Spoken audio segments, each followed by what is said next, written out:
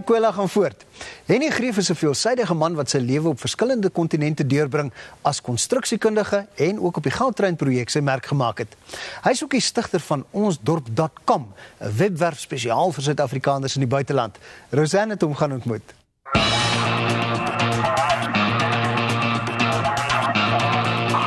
Henny Greef is een van ons land se grootste uitvoerprodukte as dit kom by geotegniese kundigheid. Hy het letterlik al reg oor die wêreld gat gekry. Hey, wel, gat gekryp, ja, maar nog nooit gat gelek het. Dit is net so lank as het reg bestaan het. Tonnel gekryp, kom ons sê net so, ja. As geotegniese ingenieur het hy op van die wêreld se grootste hidroskemas en hoëspoed treinprojekte gewerk. Die beskutting van die ondergrondrots tydens die grawe en oopskiet van tonnels is sy forte. So hy is die man wat letterlik sorg dat groot projekte nie in duie stort nie. Sê ek, dis 'n klas so klip uit daai tipe bestutting nodig, sit soveel dakboute in. Skiet soveel op 'n slag. En dan as dit volgens dit doen, dan werk dit nou. Ek is klipdokter noem ek myself. Hy is spesiaal van Suid-Korea af ingevoer om op die Goudtrein-projek te kom werk. As inwonende ingenieur werk hy ondergronds aan van die tonnelgedeeltes. Hy was ook betrokke by van die skakels wat oopgeskiet is. Hy werk gewoonlik tussen 2 en 6 jaar lank op groot projekte en het sy tassies dadelik gepak toe hy hoor van die Goudtrein. Baie keer verlang ek aan vreeslik na Suid-Afrika, dan toe dan veral met hulle in my lyn van werk op my agterdeur. Ek kon nie sê nie. En jy weet wat ek geleer het in die buiteland kom toepas hierso, die tegnologie. Hoe kom dit ons almal ingevoerde mense wees, ons kan ons Suid-Afrikaners wees wat die ding bou. So ek moet kyk dat die konsessiehouer, dat hy sy werk doen, dat hy ons geld, ons belastinggeld baie goed spandeer hierso. Hy noem dit mynbou in die kleine. Hier werk hulle net meer soveel. Hy het heel toevallig in die rigting beland. Sy ouma het hom voor sy studies ooreed om vir De Beers te gaan werk, een van die grootste diamantreuse in die wêreld. En net daar het die gogga hom gebyt. En ek het daar rondgeloop in 'n Makwaland saam met die geoloog. Toe sê ek, maar dis lekker werk hierdie. En ek ry eendag saam met die ou Stellenbosch toe, een van my maats daar. En toe ek sien hoeveel mooi meisies daar is, toe skryf ek dadelik in. Nee, toe word ek 'n geoloog. Hy het nooit beplan dat die rigting hom ondergrond sou vat nie, maar na sy studies was dit die enigste roete wat hy kon inslaan omdat daar nie ander werk was nie. Hy was vir 10 jaar in die mynwese en daar het hy homself verder gekwalifiseer in die geotegnologie. En as 'n mens eers gewoond is aan die ondergrondse werk, dan hy kruip in jou bloed en daai ammoniak wat 'n mens kry, jy weet die musselbladra. Toen sê ek nee, ek het nou genoeg gat gekry. Toe gaan ek 6 jaar lank in Lesotho, hy wou hooglandskema. Ek het gehelp om hy lang tonnels te doen met hy groot boormasjiene wat na mekaar toe kom. Gestewel en gespoor, reg vir sy eerste projek in die buiteland, sou Henny nooit kon raai wat se draai sy lewenspad sou loop nie. Sy reputasie het hom vooruitgeloop en kort voorlank het een na die ander geleentheid hom voorgedoen. Na 6 jaar in Lesotho was hy op pad na die Filippyne en Sulawesi. Sumatra, Chili, Argentinië en Peru het gevolg. Dit is maar net 'n paar van die plekke waar hy by hidroskemas betrokke was. Toe ek hier vanaf beweeg het na hierdie kant toe, het ek 'n kaartjie gekoop wat my oor die suidpool gevat het, reguit Nieu-Seeland toe. So jy kan maar sê ek het rondom die wêreld gevlieg, maar so om die onderste gedeelte van. Hoe het gebeur dat jy so baie in die buiteland gewerk het? Toe ek agterkom wat is die waarde van $1 teen R1, die verskil wat op mens het. Nee, ek het toe ek daar kom en ek sien daar soveel meer in die lewe as in 'n groef sit en nou deeta sê ek. Die enigste verskil tussen die groef en die graf is die diepte. So as jy in die groef is dan belewe jy, dan lewe jy nie. So ek het in die groef geklim en agtergekom, die wêreld het baie dinge om te sien en ek het baie om vir die wêreld te gee. Hallo. Behalwe vir die internasionale kennis wat hy opgedoen het, is dit sy ervarings van ander kulture en lande wat hom altyd sal bybly. En dit is Little Swallow van China, made in China, genuine. Daai een is nou Sumi Yang. Oeh, kyk hoe reg op sit sy nou ewe skielik. Ag, sy. Ek kon die mekaar as in die strate, né? In Taiwan het hy vir die eerste keer met 'n groot sneltreinprojek kennis gemaak, 'n roete van 230 km. Tog deel hy veel eerder sy persoonlike ervarings as sy prestasies in al die lande met 'n mens. In die Filippyne en in Peru wil ek nie bestuur nie, jy mag ook nie bestuur nie. Dit is lewensgevaarlik. Dit vat ons 8 ure om 200 km te ry. En Hier stop iemand, kom uit die bos uit met gewere. En ek sê vir hulle nou wat nou? Toe sê hulle nie, hulle is van die NPA, no permanent address. Dis hulle terroriste, né? Nou, sulke insidente gebeur wat interessant is.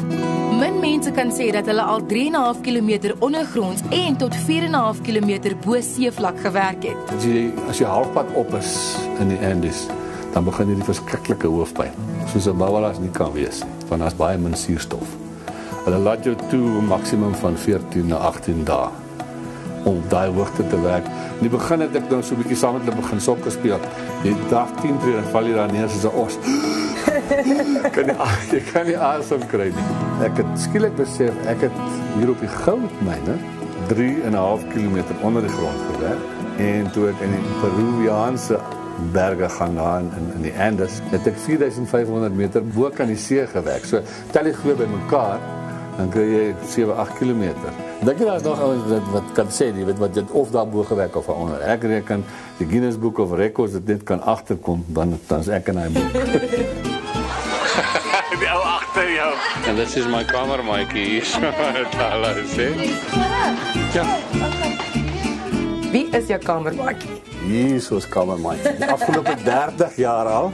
En as ek nou so na 'n week moeg raak vir die gesit, dan sê ek, okay, kom ons gee my 'n ander smile. Hy noem sy vrou Annabel sy kamermaat met goeie rede. Sy het immers met hom uit tasse gelewe met elke projek en reis wat hy aangepak het. Hulle is in 1979 getroud. Omdat hulle nooit kinders kon hê nie, het dit beteken dat Annabel die wêreld saam met Henny kon deurkruis. Ons het in Durban ontmoet. En sy het gedink ek is 'n argeoloog. Ja, want hy het so belang gestel het in my beendere. Ons het albei laat getrou. Ons was 29 geweest. En toe is dit nou besluit dat ons kinders het, kom ons agterweg as ons kan nie. Ons het 10 jaar lank het ons die proefbuisbaba storie gedoen. Toe het ons nou gesukkel en toe het ons nou besluit dit kan nie meer nie. Toe is ons nou te oud om aan te neem. Met dit kon sy ook plekke sien waarvan ander mense net droom. En sy gee glad nie om elke dan en wan sak en pak te trek nie. Ek word gou moeg om op een plek te bly. En hy gaan gewoonlik voor my. Partykeer is dit 'n maand of 3 maande. Dan kyk hy die plek uit en dan kom ek daarna met meeste van ons goed. Sien, ek noem dit nou heeltemal anders. Ek vergelyk dit met die geelvinke wat so nes bou. Ek moet die nes bou. Die keer gaan sê kom kyk as kop met mekaar uit. Sê nie sy wil daai matte en dan moet sê dan moet ek weer 'n ander nes gaan soek. Sy verlang na Afrikaans terwyl hy oor see was, het gemaak dat hy die webwerf Ons Dorp op die been gebring het. Tydens een van sy hoëspoed treinprojekte het Henny een aand vreeslik heimwee oor Suid-Afrika gekry, toe hy via die internet na RSG geluister het. Daar en dan het hy die plan gemaak. Jy sal nie glo hoe lus raak mens vir Afrikaans nie. Dus sit ek nou daar so 'n boksie ingevoerde wyn dat ek so by die, tog ek gaan nou vanaand net een bottel drink vir die naweek en hulle speel Lori Karag. Daar kry ek so 'n dronk te doen. Maar ek was so sad geweest, toe besluit ek moet iets aan doen. Ek wil weer Afrikaans proe en smaak en so en ek wil die kultuur probeer hou. Toe begin ek hierdie webwerf. Vandag het Ons Dorp 'n paar duisend intekenare, meestal Afrikaanse mense wat in die buiteland bly. Hy het ook 'n ambassadeurskakel waar mense raad en inligting oor moontlike nuwe tuistes kan kry. Vir die mense wat nou nie kerk kan bywoon nie, het ek 'n kerkplein daarso. Met 2 dominees, Henty en Christel, wat elke week 'n stukkie skryf. Ek ken hulle nie fisies nog nie met hulle gepraat het, maar ons is ou pels. Dis wat die internet en dis wat Ons Dorp doen.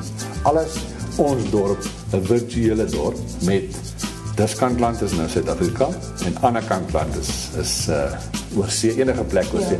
Ons sluit niemand uit nie. Jy moet net bereid wees om Afrikaans te kan praat en te verstaan. Ons gesels in Afrikaans, ons deel die lief en leed en ek gee vir hulle dat ek ook optel. Hy stuur 'n 2-weeklikse nuusbrief uit waarin die lede vertel wat in hulle lewens aangaan. Henny skryf self ook van vreemde dinge wat hy en Annabel al in die buiteland ervaar het. Somstyds tot groot vermaak vir die lesers. Die vreemdste in die algemeen was my interessant ook, was die verskillende toilette by die lande.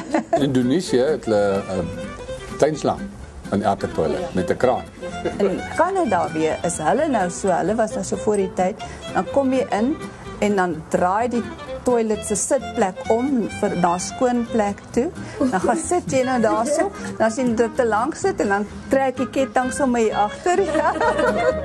Tong in die kies Afrikaans is beslis deel van ons dorp se wenresep. Al sit ek in Timbuktu, al sit ek in China, weet ek, elke aand klim ek op die webwerf en ek gesels met my mense, ek skryf my brief, ek verbruik my taal. Daai proef van die taal het teruggekom. En soos ek sê, skop jou ware skoene uit, trek jou kammerkouse aan en verbeel jy is weer daar waar die boerbokke boer op die berg. Henny is verseker 'n man wat weet waar sy wortels gegrawe is en dit met verskeie prestasies in die sak. Jy het nou soveel verskillende projekte gewerk. Watter een maak jou die trotsste? Goudtrein. Ek het nooit gedink dat ons gaan so 'n fantastiese projek doen. Hoe ry die trein?